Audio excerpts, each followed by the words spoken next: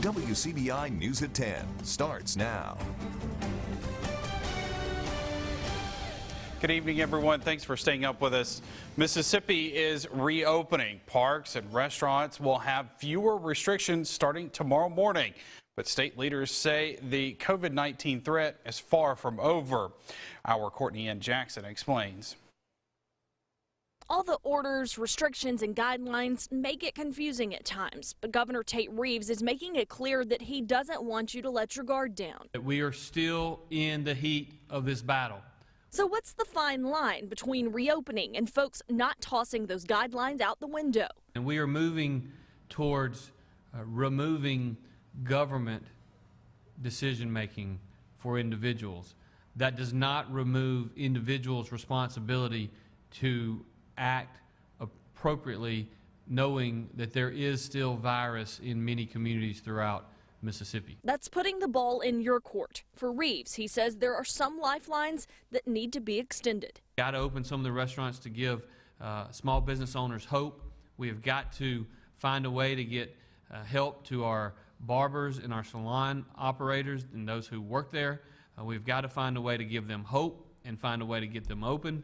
And we are working hard every single day to do just that. The other piece in the domino effect is the mental health impact on folks in the state. Again, a lifeline of sorts being extended in the form of reopening parks. There are a lot of people who are struggling right now. There are a lot of people who are trying to figure out, do I have hope for the future? There are a lot of people who could just simply go to a park and walk around and get some sunshine.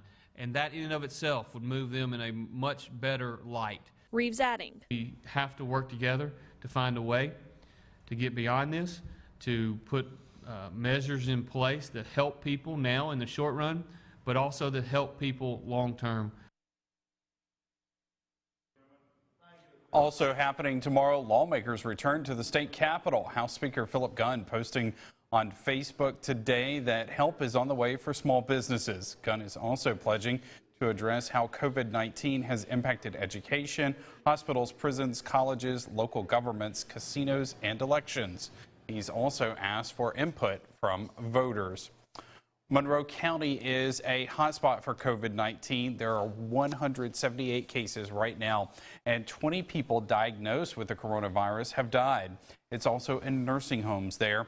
Now, there will be a mobile testing unit coming to town tomorrow. The University of Mississippi Medical Center and Mississippi State Department of Health will be testing folks at the Becker Community Center from noon until 4. Again, that's tomorrow. You must have an appointment to get tested. Statewide, there is now 217 new cases of COVID-19. The new cases bring the state's total to over 8,400. 32 deaths are also being reported today. 5 of those are from death certificate investigations. There are now 374 total coronavirus deaths in Mississippi.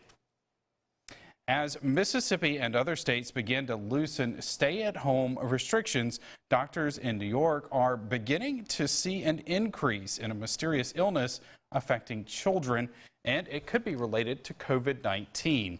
And the numbers from other states don't seem to show that curve is flattening just yet. Omar Villafranca has the latest.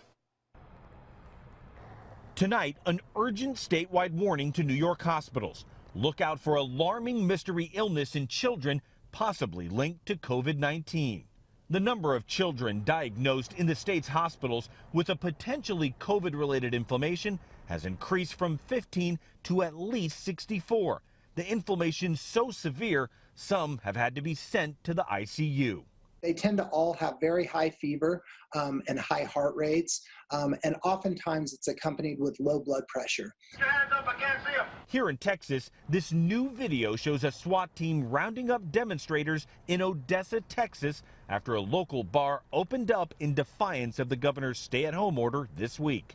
A sign of the growing tension as patience runs thin in a state where the 3-day average of new COVID-19 cases increased last week by more than 40%. It's a trend across the country. At least 28 states have seen new cases rise over the same period.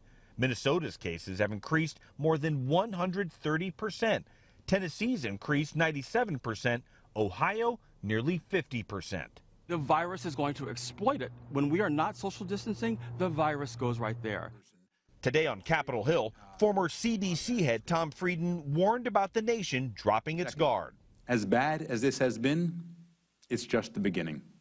COVID-19 clusters at meat plants are near crisis level. Nearly 11,000 infections and at least 45 deaths, closing plants across the country. And according to a new economic study, projected to hit consumers hard by the end of the month, with 20% spikes in meat prices compared to last year. And tonight, alarming news about children's well-being. A Brookings Institution survey says nearly 1 out of 5 American children now aren't getting enough to eat. Meanwhile, deaths and hospitalizations across New York continue to decline. But Governor Cuomo said today health officials are analyzing where the 600 new hospitalizations a day are coming from. They're not working, they're not traveling, they're predominantly downstate, predominantly minority, predominantly older, predominantly non-essential employees. Back here in Texas, some good news. 63-year-old Phil Eaton leaving a Houston hospital. The high school principal fought COVID-19 for 51 days. The rules and regulations vary by state. California's governor is expected to announce new reopening rules tomorrow, while New Jersey's governor just extended the stay-at-home order until June 5th. Omar Villafranca, CBS News, Dallas. Lots of sunshine out there earlier today. Let's recap. Today is the thing that we're talking about here. Louisville, Mississippi, great day, a bit breezy. Those winds have relaxed now, and we are looking at 50s, already 40s up north. Corinth, 48 degrees, low 40s, maybe a few upper 30s later tonight. We have that big, bright, full flower moon shining overhead tonight. We start out in the mid 40s. We'll be back into the upper 60s by midday tomorrow to around 70 and then into the low 70s in the afternoon. Rain is possible on Friday. We'll talk about it in just a few minutes. New at 10, Brett Favre repays the state of Mississippi $500,000. The money is repayment for temporary assistance for needy families funds that Favre was paid through the Mississippi Community Education Center. State Auditor Shad White says the former pro football star and Mississippi native also pledged to repay the remaining cash in installments. Investigators found MCEC, a nonprofit, sent $1.1 million to Favre for speaking engagements that he reportedly never attended. White says so far there's no record that Favre knew he was being paid with TANF federal funds. Tupelo High seniors should be celebrating tonight. It's graduation day after all. Instead, they're grieving the loss of a classmate that was shot and killed. Right now, a Chickasaw County man is charged with murder. WCBI's Ellie Martin brings us the story. Things are usually quiet in the 400 block of North Broadway, but Tuesday evening shots rang out on this street. Within seconds, 18-year-old Drayshawn Williams was dead. He is the second member of the class of 2020 killed this year, and a mentor to Williams says the senseless violence must stop. I heard gunshots. I seen Drayshawn laying in the road. Quantori Osborne was in front of his home on North Broadway around 8:45 Tuesday night when the shooting started. Osborne says Drayshawn Williams had been arguing with several men who were in a vehicle with tinted windows. Osborne says Williams was walking away from the vehicle when he was shot. I went towards Drayshawn, and when I was going towards him, I was dialing 911 at the same time, to make sure he was all right, but when I got there, it wasn't looking so good. Williams was taken to NMMC where he was pronounced dead. Osborne says Williams was like a son to him and was at his home every day. Osborne's daughter is also a member of the class of 2020 and was friends with Williams. This video shows Drayshawn Williams, or Dre as he was known by friends, on Osborne's front porch only hours before the shooting. Osborne says Williams was ready to graduate and figure out his next steps in life. He really didn't know what he wanted to do, but he always come to me, and speak to me like, wanted advice, how to become a man and, knowing that he's growing up, and I know he went out there in no streets or nothing like that, but you might see him walking up and down the street, but he was a very nice person like that, you know, very helpful. Williams is the second member of the Tupelo High School class of 2020 killed this year. 17-year-old Tiara Dancer was shot in December as she was watching a fight in Haven Acres. Osborne has a message for young people. Violence don't solve anything. I mean, people walk away from violence. Put the guns down. Guns don't solve anything. Williams worked at a local fast food restaurant. His body has been sent to the state crime lab for an autopsy as family and friends prepare for his funeral. In Tupelo, Allie Martin, WCBI News. 20-year-old Jaquez Dominique Calvert of Houston is facing a preliminary charge of murder. Bond has not been set. All right, Keith, a big moon out there tonight. Ooh, I love these nights. I do too. Plenty of moonlight. You can see a lot of things on the drive home. A lot of animals out there. A lot of animals, yes. Hopefully we don't see those on the drive home tonight, at least not on the road. Louisville, again, 58 degrees. We're down into the 50s. Low 40s tonight. Also Saturday morning, Sunday morning, too, a shot at some records around the region. Your full forecast is next. Your WCBI First Alert AccuWeather forecast with Chief Meteorologist Keith Gibson. That full flower moon shining bright in Vernon at Durham's Pharmacy. It's also a cool night out there as you check out the moon, 49 degrees. It is going to be a cool one out there, but let's just recap the day. Columbus, Tupelo, Louisville, Vernon. You can see the setting sun, some of those clouds we had going away this evening. It was breezy today. Man, it was breezy. Some gusts over 30 miles per hour, but that wind has relaxed, and that will give us a calm and cool night. Low 40s, maybe some upper 30s out there in those low-lying sheltered spots. So this is extremely cool for this time of year. Here's Knox and Ziggy just chilling, just sleeping on the sofa. Tomorrow, our Thursday, 45 at 7 o'clock, 68 by midday, and into the low to maybe mid-70s in the afternoon. So things are looking pretty good here. The wind not nearly as strong. And we've got some low to mid-70s across the board here. For you in West Alabama, same story. 73 in Vernon and up in Tupelo, about 73 as well, 71 in Oxford. So not too shabby here for our Thursday as we inch closer and closer to the weekend. 71 in Birmingham tomorrow, mid-70s right along the Gulf Coast, 75 in Jackson, Mississippi. All right, here's our Mother's Day weekend forecast. Your Saturday, sunny and cool. Really cool in the morning if you are up early, maybe some upper 30s, if not that, some low 40s, but all that sun all day long will get us back into the 60s, but that's still about 15 degrees below average for this time of year. Mother's Day, friendly clouds, a great day after a chilly start, low to possibly mid-70s. High pressure in firm control of the region right now, and that will be the case going into our Thursday, so we really don't have any issues for the near term. Over the next 24 hours, the clouds will gradually increase late tomorrow into tomorrow night. The rain will stay back to the northwest on our Thursday, but Friday morning we should be overcast. There will be some rain around, maybe a few thunder showers or storms. We don't anticipate any strong weather with this. That system clears out later in the day, and that will set us up for a great weekend. Strong storm potential Friday. Yeah, it's in the region, probably southwest of Jackson, closer to Louisiana and southeast Texas. I don't think we'll have any issues around here, but we may see some good downpours, a half inch to maybe an inch or so across the region. So great weather tomorrow. There's that rain chance Friday. We talked about your gorgeous weekend.